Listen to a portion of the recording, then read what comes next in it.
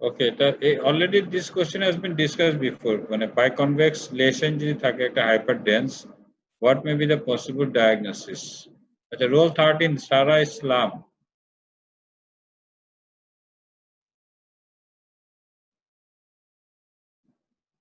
Role 13, Sarah Islam.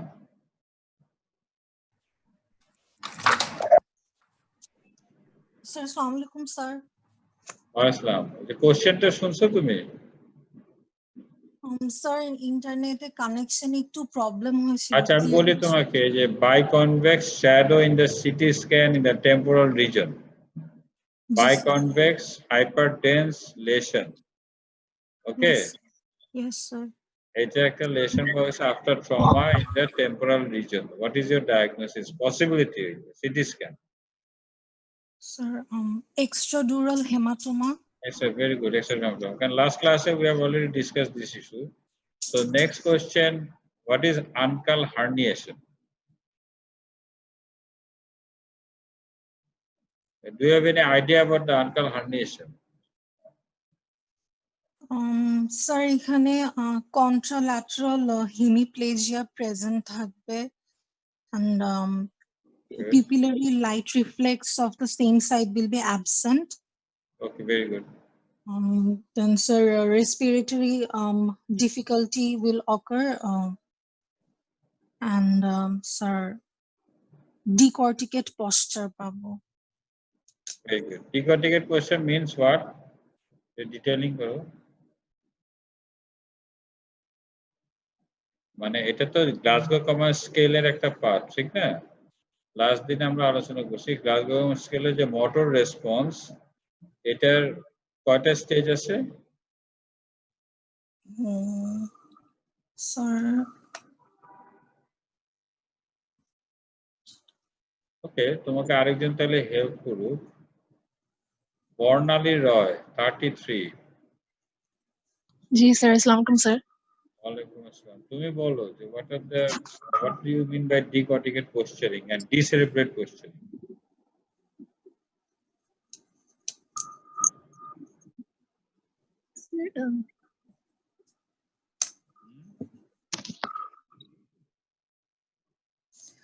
Sir, decorticate posture a person stiff হয়ে যাবে and the arms will be bent. Sir, fist will be clenched, our legs will be straight. And decerebrate?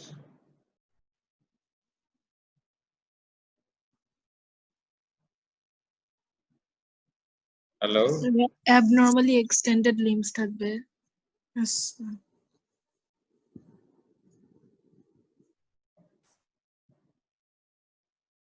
বলো।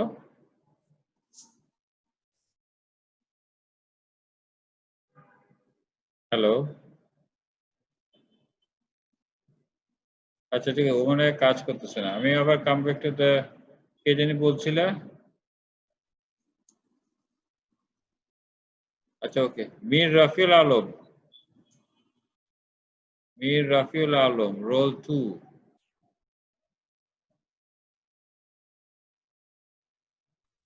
Yes sir.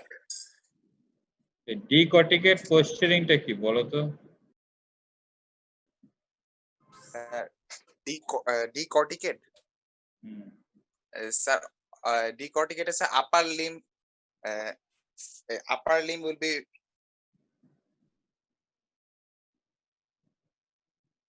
decorticate is abnormal flexor responses. Upper limbs are flexed. থাকবে sir আর lower limb গুলো extended. তার মানে M3. আচ্ছা, decerebrate posturing? Decerebrate sir, all the limbs are extended. So ankle herniation এ কি থাকবে? সাদিয়া বলতেছিল ডিকর্টিকেট postering. তো কোনটা থাকবে, ডিসেরেব্রেট না decorticate? Uncal herniation. Uncal herniation sir, uncal herniation extreme পর্যায়ে চলে যায় আনকাল হার্নিয়েশন, তখন কি পোস্টার ইয়াটা থাকবে স্যার, তাহলে all the limbs are extended থাকবে, ডিসেরেব্রেট পোস্টারিং, এই তো রাইট? জি স্যার অল। ওকে, তাহলে যে আনকাল হার্নিয়েশন, তাহলে এটাকে পরের কোশ্চেন তো হয়ে গেল, ডিকর্টিকেট ডিসেরেব্রেট পোস্টারিং জিনিসটা কি। এটা তোমাদের শিখতে হবে। So Glasgow comma skill is very much important. তোমাদের আমরা বারবার বলছি, বারবারই বলা হচ্ছে তোমরা এটা মানে পড়লে হবে না, নিজেদের মধ্যে একটু মানে সিমুলেশন করে প্র্যাকটিস করতে হবে। সিমুলেশন না করলে এটা মনে থাকবে না। এটা মনে থাকাটা জিনিসটা সহজ, কিন্তু মনে রাখাটা একটু কঠিন, বিকজ এটা রিপিটেডলি করতে হয়। সো নেক্সট কোয়েশ্চেন, রাফি কোথায় গেল? জি স্যার। বলো নেক্সট কোয়েশ্চেন বলো। Sir, number 5, a patient presented with quadriplegia after fall from height. What is ASIA grade? তারপরে name 2 complication if he remains immobilized for long period. What are the preventive options you will advise? Okay, মানে আমরা এটা question পড়ে যেটা বুঝতে পারতেছি যে patient has history of fall, right Nafi? Ji sir, fall from height. Fall from height and then become quadriplegic. I mean, four limbs are weak.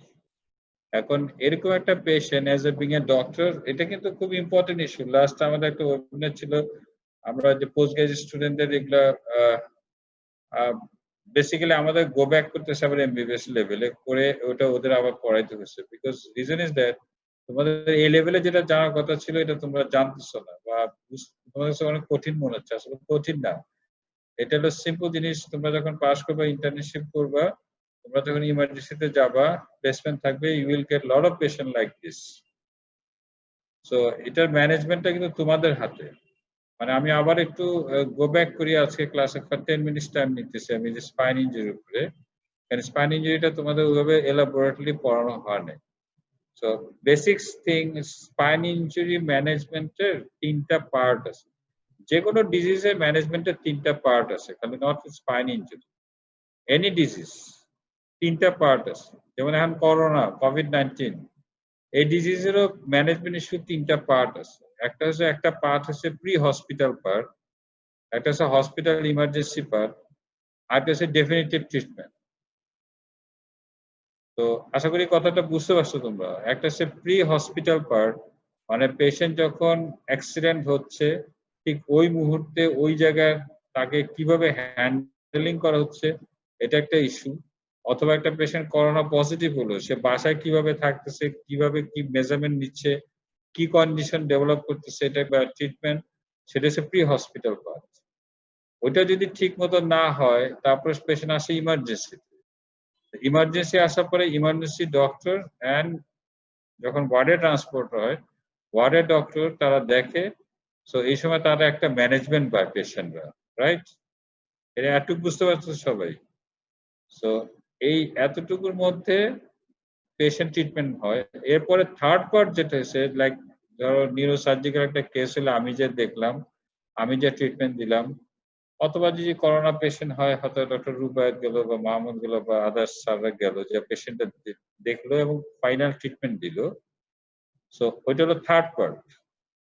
তাহলে first part is the pre hospital, second part is emergency care, that is in emergency room in the ward. It is usually done by the junior doctors or senior medical officers. Then the definitive treatment is done by the consultant. So ultimately the patient treatment by, if you go for percentage, only 33% is from the consultant, 66% from the pre-hospital part and emergency part. So এবার আমাদের কোশ্চেনটাতে আসি, ওই যে road traffic accident হলো, so রোডের মধ্যে পেশেন্টটা পড়ে আসে, তো ওই সময় পেশেন্ট একটা ট্রমা হচ্ছে সার্ভিক স্পাইনে, ওখান থেকে তোমার হসপিটাল যে ট্রান্সপোর্টেশন হবে, this is pre hospital part. ওখানে তুমি কি করলে, একটা মানুষ অ্যাক্সিডেন্ট হচ্ছে পড়ে আসে, তুমি যা ধরে টাইনা টুনা সোজা দাগ করে দিলে, দাঁড়ান, হাত পা ঝাড়া দেন, যেটা আমাদের বাংলাদেশে খুব কমন, ভেরি কমন, যে মনে করে যে উঠে 4 হাত পা ঝাড়া দিলেই মানুষ ঠিক হয়ে যাবে। হ্যাঁ, এটা কিন্তু খুব কমন, তোমরা প্র্যাকটিক্যালি দেখছো কিনা I don't know, but we have seen lots of মানে পিপল ডু দ্যাট। যে একটা মানুষ পড়ে গেল কোথাও, তাড়াতাড়ি দাঁড় করাতে হবে তাকে, দাঁড় করাতে না পারলে সে মরে যাবে এরকম একটা ভাব। সো এই দাঁড় করে তারপর তাকে 4 হাত পা ছাড়াছাড়ি করাবে, সে যতই বলুক ব্যথা লাগতেছে তারপরেও করবে। So what is the harm for that? তুমি তো জানো না কি ট্রমা হয়েছে, তার লং বোন ফ্র্যাকচার হয়েছে না পেলভিক ফ্র্যাকচার হচ্ছে নাকি স্পাইন ফ্র্যাকচার হচ্ছে, তুমি কিছুই জানো না, পেশেন্ট যখন দাঁড় করে দিবা তখন একটা হার্ম করবা। So first thing is to do ensure immobilization properly. এই immobilization state তোমাকে ইমার্জেন্সিতে নিয়ে আসতে হবে পেশেন্টকে। Then emergency doctor should continue that immobilization. এখন তুমি দেখে বললে আরে রাখেন কিছু না, বসেন আপনি ভালো আছে, তাহলে তার লাভ হলো না। প্লাস ওর ভাইটাল সবকিছু তোমাদের দেখতে হবে। কেন দেখতে হবে এটা আমরা পরে আসতেছি। ওই ম্যানেজমেন্ট ইস্যুগুলো ভেরি ভেরি ইম্পর্টেন্ট। ওই সময় যদি ঠিক মতো ম্যানেজ না হয় তাহলে কিন্তু পেশেন্টটা খারাপ হয়ে যাবে। তারপরে না তুমি ইমেজিং করবা, সবকিছু করবা, দেন আমরা আসবো এসে আমরা ডেফিনিটিভ ট্রিটমেন্ট। সো এই তাহলে স্পাইন ইনজুরি পেশেন্ট ম্যানেজমেন্ট ইস্যুতে হলো গিয়ে তোমার পেশেন্ট যখন ইনজুরি হবে এটা প্রি হসপিটাল ম্যানেজমেন্ট আছে। প্রি হসপিটাল ম্যানেজমেন্ট কিছুই না, এটা হলো পেশেন্টকে ইমোবিলাইজ করা, একটা ওয়াইড মানে যেটা বলে যে বোর্ডের মধ্যে পেশেন্টকে ট্রান্সপোর্টেশনের ব্যবস্থা করা, নেকটাকে ইমোবিলাইজেশন করা, স্পেসিফিক নেকটা ইমোবিলাইজ করতে হবে, কলার করতে হবে। দেন এই পেশেন্ট ইমার্জেন্সিতে আসবে, ইমার্জেন্সিতে আসার পরে তোমার কাজ as a being a doctor, তুমি ওই যে আবারও বলি যে road traffic accident, so you will do what, একটা ইমার্জেন্সিতে আসছে তুমি প্রথমে কি করবা, এটা বলবা, কে বলবা? আচ্ছা, ফারহানা খানম ফারহা।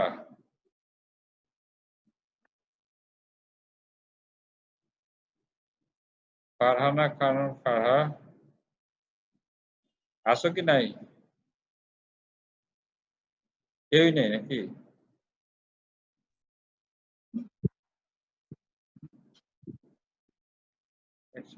কি করা হচ্ছে?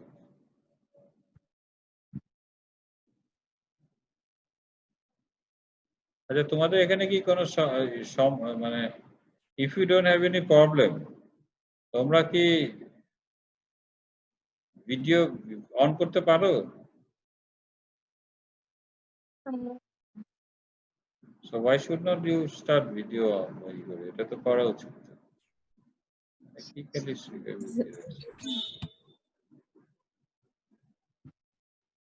হ্যালো, হ্যাঁ, স্টিল ছবি না, আসলে যে লাইভ ভিডিও দরকার, স্টিল ছবিতে তো কাজ হবে না। আচ্ছা, ইরাজা সিং, তুমি বলো, you tell me what you will do. A patient came to emergency with a polytrauma with cervical spine injury. What is the initial management you will do? Sir, at first, sir, we'll do so, ATLS protocol হিসাবে manage করবো. So at first, sir, we'll do বলো। primary survey করবো, sir. Sir,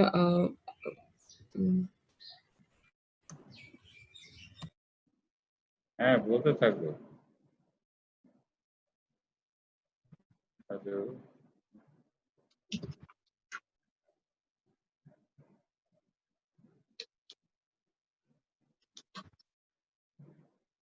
হ্যাঁ বলো, তুমি কি করবা? ABCD তে বলো কি করবা, সিঙ্গেল কথা বলা হয়েছে তো।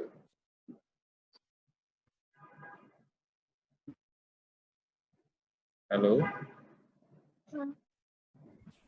Ji sir, net connection problems. So at first we'll maintain the airway and we'll ensure the cervical spine, sir, the mobility now. So we'll ensure the one is we'll protect the cervical spine protection. So after then we'll do the we'll check the breathing. So breathing will clear. So we'll check if there's the breathing is insured or not. So if there is any obstruction or not. And then, sir, in C we'll do the circulation. For that, sir, we'll insert 2 wide bore cannulas, and then, sir, we'll also do the catheterization. And sir, in D, sir, we'll check for the disability, sir, for any external disability, and also the nervous state by the Glasgow Coma scale. So we'll do the Glasgow Coma scale. And sir, finally at E, we'll do the complete exposure. So including the both front and back side of the patient, and also the perineal area. Good. So that's the thing that whenever a patient comes to emergency, you go for ABCD management. It's a first thing, keep in your mind always. Whoever a patient has a stroke, patient has asthma, patient severe acute exacerbation of the asthma, or patient has a perforation of the hollow viscous, or patient has an MI. You are, because ABCD needs 5 minutes, 1 minute each. So in cervical spine injury, what is the importance of the circulation status? Why you want to do the circulation like pulse, blood pressure? You want to see. So to see if the patient is in shock or not. So in the spinal injury cervical, what kind of shock patient may have? So the patient may have the neurogenic shock, and so the patient may also have a hypovolemic shock if Okay, good. any major blood vessels are. Okay, in a polytrauma patient may have a hypovolemic shock, or patient may have a spinal shock. That's a neurogenic shock patient may have. So what is the difference between these two shocks? There's a hypovolemic shock and the neurogenic shock. What is the difference? Basic clinical difference. Certain hypovolemic shocks are the patient will have the cold clammy skin, and then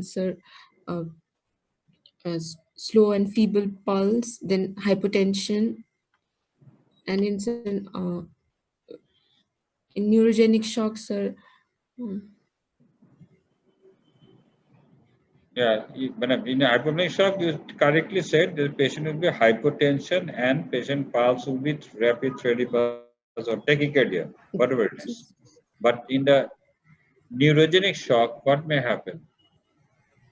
So someone else can answer, help you. Sanjida Islam. Sanjida Islam. You are not here, right? Okay, then Anika Tahmid.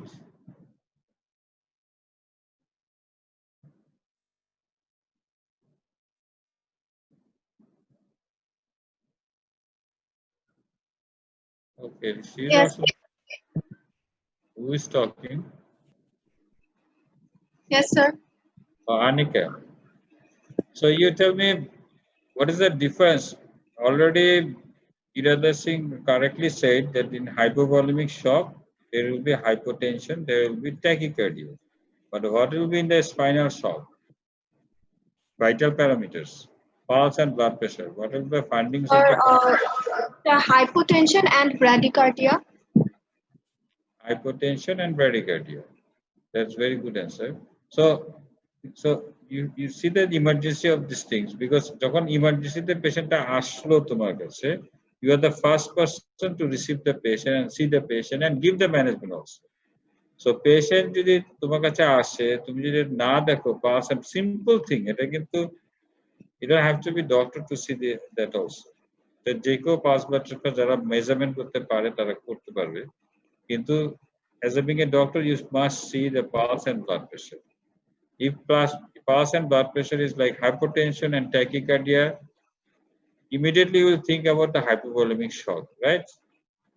If it is Yes. hypotension with bradycardia, so you have to think about the neurogenic shock. Both are shock, but you have to think in that way. And as patient is shocked, what may happen if the patient is in shock? What complication may happen?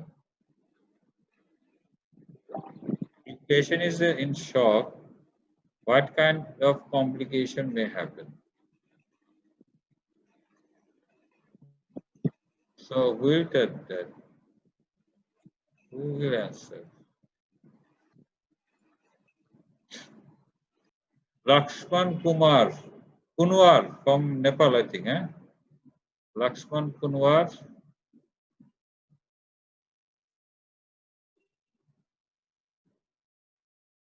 Lakshman Kunwar is absent, eh? Sir neurogenic shock আর hypovolemic শকের ডিফারেন্সটা বুঝলাম না, মানে Again, please, Saida. জি sir sir বুঝি নাই, মানে ওরা Okay. Thank you to raise the question. Your question is you don't understand what's the difference between neurogenic shock and hypovolemic shock, right?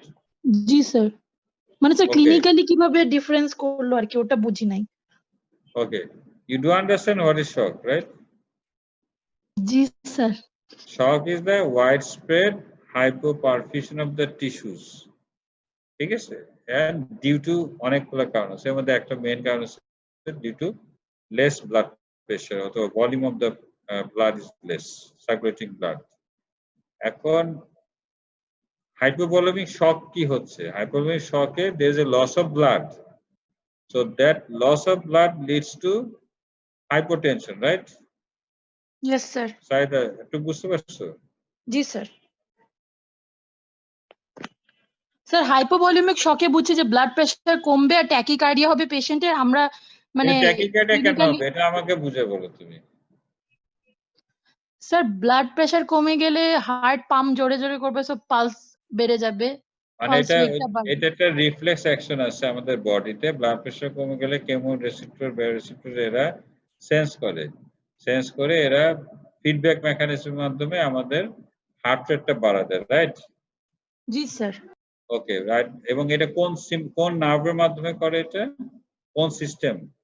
Sir sympathetic sympathetic nervous system মধ্যে। Very good. এই হার্টের sympathetic supply কোথা থেকে আসে? না জানলেও sir ভয় Vegas পাচ্ছে। হ্যাঁ বলো। স্যার সিম্প্যাথেটিক থেকে? সাপ্লাই ভেগাস না না সিম্প্যাথেটিক ভেগাস তো সিম্প্যাথেটিক না, ভেগাস হচ্ছে প্যারাসিম্প্যাথেটিক। সরি স্যার হ্যাঁ, সিম্প্যাথেটিক সাপ্লাই আসে থোরাসিক নিশ্চয় কোনো, যেহেতু থোরাক্সের কাছে থোরাসিক সিম্প্যাথেটিক চেইন এটা কোন thoracic reason? Thoracic 1 to 6, G sir thoracic 1 to 6 supply the sympathetic supply to the heart. Sympathetic এর কাজ হচ্ছে হার্ট রেটটাকে বাড়ায় দেওয়া, রাইট? জি স্যার তো এইভাবে তোমার ট্যাকিকার্ডিয়া হচ্ছে। এখন তোমার কোশ্চেন আছে তোমার নিউরোজেনিক শকে হাইপোটেনশনই বা কেন হচ্ছে, ব্র্যাডিকার্ডিয়া কেন হচ্ছে, রাইট? জি স্যার কারণ কোনো তো ব্লাড লস নাই। হ্যালো, জি স্যার এই জন্য নিউরোজেনিক শকে হাইপোটেনশন আর ব্র্যাডিকার্ডিয়া আচ্ছা, এটার অ্যান্সারটা আমি তোমাকে অবশ্যই দিচ্ছি এখন ভালো মতো, এবং সবার জন্য এটা খুব জরুরি, এটা ক্লিয়ার হওয়া। কিন্তু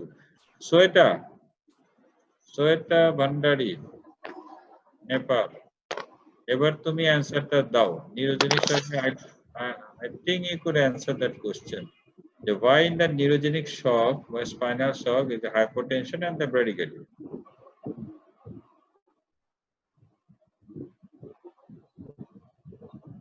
তুমি কি পারবা দিতে? সোয়েটা ভান্ডারি, can you answer the question?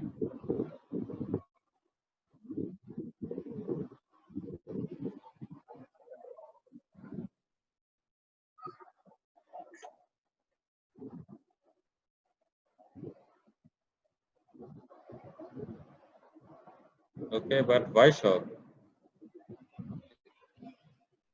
Why there is a decrease in blood pressure? Only bradycardia cannot decrease the blood pressure. Bolo?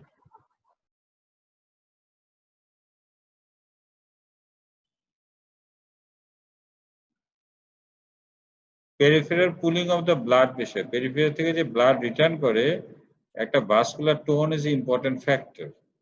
So আমি আবার তাহলে পুরোটা বলি, তোমরা একটু শুনো মন দিয়ে, কারণ এরকম ক্লাসে বলছি।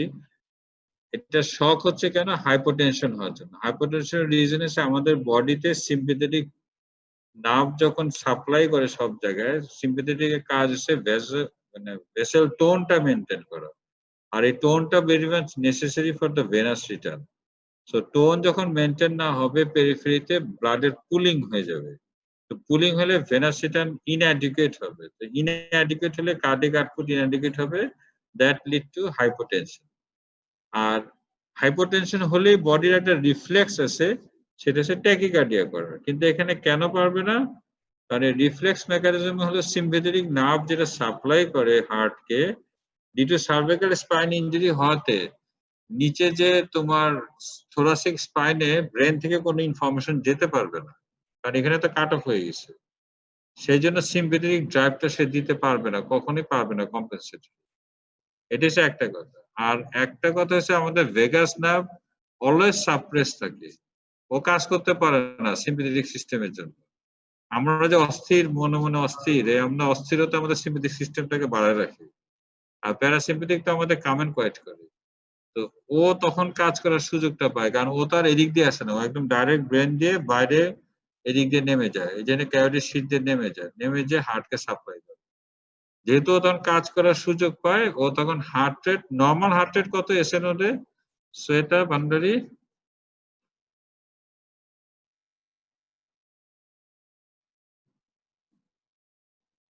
Hello, anyone can answer, normal heart rate কত? 60 to 100 minutes. So SN node has a capability of running 72 beat around individually, but যখন প্যারাসিম্প্যাথিক এসে ওকে কমান্ড করে তখন হার্ট রেটটা কমে আসে। সায়েদা ওমাম, তুমি এখন বলো, তুমি কি ক্লিয়ার? জি sir.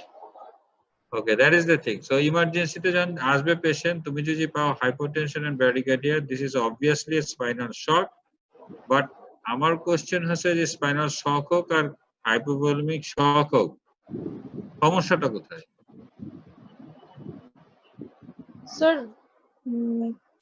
Sir sir organ failure, যেমন স্যার রেনাল ফেলিয়ার হবে যদি হাইপোভলিউমিক শক হয়, কিন্তু স্পাইনাল শক ইসকেমিক স্ট্রোক টাইপের কিছু হতে পারে বিকজ অফ দুইটা সব শকেরই এন্ড পয়েন্ট সেম, যে শকই হোক এন্ড রেজাল্ট সেম যদি ট্রিটমেন্ট না করো। সেই রেজাল্টটা কি, ওয়াইড স্প্রেড হাইপোপারফিউশন হওয়ার জন্য oxygen supply will be less, right? Tissue oxygen supply কমে যাবে না? জি স্যার। টিস্যু অক্সিজেন সাপ্লাই কমে গেলে মেটাবলিজমে কি এফেক্ট হবে? স্যার গ্লাইকোলাইসিস হবে না, গ্লাইকোলাইসিস, অ্যানারোবিক রেসপিরেশন স্টার্ট হয়ে যাবে। Anaerobic respiration. জি, but not anaerobic glycolysis. Anaerobic glycolysis. So anaerobic glycolysis Sheikh Urfan, তুমি বলো anaerobic glycolysis এর সমস্যা কি? স্যার অ্যানারোবিক গ্লাইকোলাইসিসে ল্যাকটিক অ্যাসিড বিল্ড আপ হবে, আর তখন হচ্ছে পিএইচ ফল করে যাবে ওই এরিয়াটার, আর পিএইচ ফল করলে তখন দেখা যাবে অনেক সেলস, টিস্যু, এনজাইম, সারফেস ওই যে অ্যাক্টিভ সাইটস এগুলো ড্যামেজ স্টার্ট হয়ে যাবে, তখন মাল্টি অর্গান ফেলিয়ার হয়ে যাবে। ফেলিয়ার হয়ে যাবে। জি স্যার। Very good answer. এই জিনিসটা আমরা চাচ্ছি যে তোমাদের একটু ক্লিয়ার করতে, কারণ এটা don't think it's a post graduation part, this is very basic physics physiology part. So এটা তোমাদের মাস্ট এটা আন্ডারস্ট্যান্ড করতে হবে। সো তোমার হাতে যখন ইমার্জেন্সিতে পেশেন্টটা আসবে, তুমি যে ঠিক মতো ট্রিটমেন্ট করো, 2-3 ঘন্টা লাগবে না পেশেন্ট ইনরিভেবল স্টেজে চলে যেতে, এবং তখন আমি এসে বা যে আসুক কেউ কিছু করতে পারবে না। So patient is in your hand. তো এই জন্য ইমার্জেন্সিতে থাকো, আর যখনই ওয়ার্ডে থাকো, নতুন একটা পেশেন্ট আসলে পাস ব্লাড প্রেশার এগুলো দেখা, two exclude the shock. Shock is a silent killer, it can kill anyone. এটা কোনো মানে খুব ওয়েল বিল্ড হোক, আন্ডার বিল্ড হোক, সবাইকে সে কিল করতে পারে যদি, এবং এটা ট্রিটমেন্ট হচ্ছে 100% রিওয়ার্ডিং। তুমি ট্রিটমেন্ট করবে 100% রিকভারি হবে, এটা কোনো নেই, কোনো দ্বিমত নাই। So that is the important issue আমরা টক করতেছিলাম যে স্পাইনাল শকে, যে পেশেন্ট স্পাইনাল ইনজুরিতে আসে, ইউ হ্যাভ টু এক্সক্লুড যে স্পাইনাল শক আছে কিনা। যে স্পাইনাল শক থেকে কিছুই না, তোমাকে তখন কি করতে হবে, পেরিফেরাল পুলিং হয়ে গেছে। সো আমরা ইউজুয়ালি কি করি, পেরিফেরাল পুলিং হলে আমরা কি পোস্টারে রাখি মানুষকে? ধরো তোমারই কেউ পরিচিত অজ্ঞান পড়ে গেলো, সাধারণত কি করো? শেখ উরফান বলো তো। স্যার রেসপন্স চেক করি, দেখি পানি টানি ছিটায়, দেখি সে কি গেইন ব্যাক করতে পারে কিনা, আর হচ্ছে সবাই করবে এটা, তুমি কি করবে? স্যার কান্নাকাটি শুরু করে দেবে? জি না স্যার। তুমি একটা কাজ করো, বা একটা কাজ তো করতে হবে, তুমি মাথাটা নিচে করে রাখবো, রেস্ট অফ দ্য বডি থেকে পাটা উঁচা করে দিবে, পাটা উঁচা করে তখন মানে লেগেনটা রেস্ট করবে, এই তো, যাতে ভেনাসিনাটা ভালো হয়। এখানে স্পাইনাল শকে আছে পেশেন্ট, তুমি জাস্ট দুটো বালিশ দিয়ে পাটা উঁচু করে দাও। আর তুমি যেটা করো, তুমি বুঝতে চাচ্ছ যে ভলিউম যদি আমি একটু বাড়াই তাহলে এমনি তো ব্লাড প্রেশার বাড়বে। So I can administer A normal saline at least, কারণ আমার তো ভলিউম রিপ্লেসমেন্ট লাগবে না, জাস্ট আমি একটা হাইপার ভলিউমিক করলেই কিন্তু পেশেন্টের একটু ব্লাড প্রেশার বাড়বে, রাইট? জি বুঝতে পারছো? আর থার্ড থিং যেটা করতে পারো, কিন্তু ফার্মাকোলজিক্যাল এজেন্ট খুব যদি দরকার পড়ে, এখন কে এটার জন্য দায়ী? প্যারাসিম্পথেটিক সিস্টেম, রাইট? বুঝতে Yes. পারছো? প্যারাসিম্পথেটিক ব্যারিকেডে করতেছে। নরমালি হার্ট কিন্তু কখনো ব্যারিকেডে যায় না। তুমি হার্টকে সব কাজ বন্ধ করে দাও, নার্ভ সব কেটে দাও, হার্ট কিন্তু চলবে 72 বিট পার মিনিটে, বুঝছো? তো প্যারাসিম্পথেটিক দুষ্টামি করে এটাকে ব্যারিকেডে করতেছে। তো প্যারাসিম্পথেটিক দুষ্টামি বন্ধ করবে কেমনে? স্যার প্যারাসিম্প্যাথেটিক কে সাপ্রেস করার কোনো ওয়ে থাকলে সেটা করব, বা সিম্প্যাথেটিক কে হ্যাঁ, তুমি বলো। এখন তোমাকে তো ফারজানা ম্যাডাম পড়াইছে তোমাকে প্যারাসিম্পথেটিকে সাপ্রেস করার সিস্টেম কি? ফারজানা না ফার্মাকোলজি? হ্যাঁ, ও তো পড়াইছে। Sir, তোমাকে। sympathomimetic drugs. তুমি তো Ruth Miller, right? Yes, sir. We are talking about parasympathetic and sympathomimetic. না স্যার অ্যাড্রেনালিন দেব। হ্যাঁ অ্যান্টিকোলিনার্জিক। অ্যান্টিকোলিন মানে অ্যান্টি প্যারাসিম্পথেটিক, যদি সহজ ভাবে বলো, যেটা অ্যান্টিকোলিনার্জিক রাইটলি সে, যে একটা প্যারাসিম্পথেটিক সিস্টেমকে ব্লক করার একটা জিনিস করতে হবে, ঠিক আছে? এবং সিম্পথোমাইমেটিক যেটা রুথ মিলার বলছে, it's a very dangerous drug. হ্যাঁ, কারণ এটা দিতে গেলে তুমি কশাসলি দিতে হয়। সো ওটা না দিয়ে better to stop the parasympathetic activity. তো প্যারাসিম্পথেটিক অ্যাক্টিভিটি স্টপ করলে অটোমেটিক হার্ট কিন্তু 72 বিট পার মিনিটে চলে আসবে। তোমাকে যেটা উদ্দেশ্য যে তোমার হার্টকে পাম্প করানো, ওটা অটোমেটিক নিজেই পারবে। সো প্যারাসিম্পথোলাইটিক ড্রাগ দিতে পারো। মোস্টলি ওয়াইডলি ইউজ ড্রাগ কি? একটা ড্রাগের নাম বলো যেটা সবচেয়ে বেশি ইউজ হয়, সবসময় ইউজ হয়, সবসময় পাবা।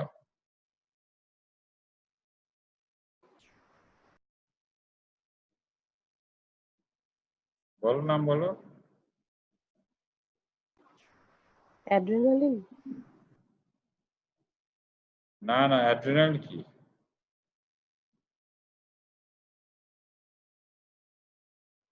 বলো বলো। হ্যাঁ বলো, জোরে বলো। তুমি ভয় পেয়ে কথা বলো কেন? অ্যাট্রোপিন। জিনিসটা কি? Atropine, right? So you can use the atropine. So this is all about the spinal injury. Spinal injury basic management is you have to go for ABCD. তুমি যদি stroke patient আসে, you should go for ABCD. যদি তোমার এটা any patient আসে, you should go for ABCD. ABCD এর মধ্যে basically you have to understand the shock আছে কি নাই, respiratory failure আছে কি নাই. If there is respiratory failure shock, you should have managed that particular thing. আমার কথা বুঝতে পারছি? So এই question শেষ। তোমাদের কটার মতো ক্লাস?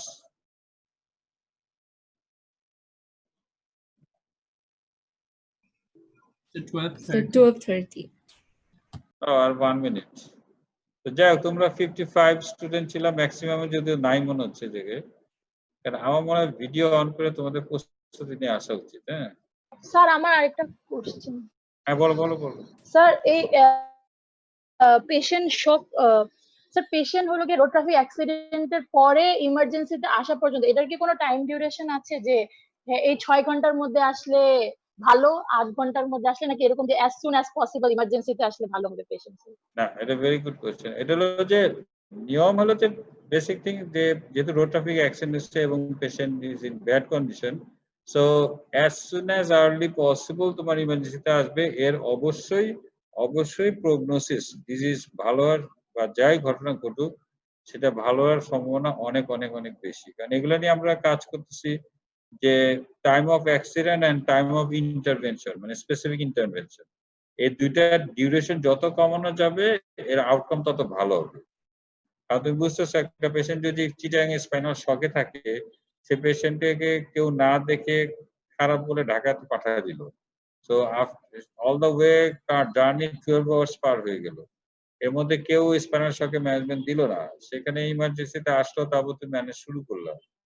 আর ওই সিম্পল ট্রিটমেন্ট যদি চিটাং এ শুরু করে তোমাকে পাঠাইতো, তাহলে কিন্তু অ্যাটলিস্ট ওটা ব্যাড ইফেক্ট থেকে এটা ভালো থাকতো। So it's better to be in hospital as early as possible. But problem is, হসপিটালে আসলো, আমি তোমাদের লেকচারে বলছি এটা, যে আমার সারা জীবনে এটা ভেরি ব্যাড এক্সপিরিয়েন্সের মধ্যে একটা এক্সপিরিয়েন্স, যে একজন আর তোমাকে তো হয়তো বলছি ক্লাসে, তোমরা হয়তো ছিলে কজন যাও না, সেটা যে একজন doctor, she was with a doctor, রাস্তা পার হইতে যে অ্যাক্সিডেন্ট করছে এবং within half an hour she came to a very well tertiary level hospital in emergency. Within 2 hours she died in that hospital due to hypovolemic shock. Because ওদের emergency যখন আসছে, এটা obvious, patient আসছে, একটা doctor ছিল, ওনার head injury ছিল পড়ে যাওয়ার পরে, but she was conscious, but she was a very huge swelling in the temporal region. সেই জন্য সবার মাথা খারাপ হয়ে গেছে যে কিভাবে তাকে সিটি স্ক্যান করতে হবে, কিভাবে তাকে বাঁচাইতে হবে। But she went to CT scan with conscious state.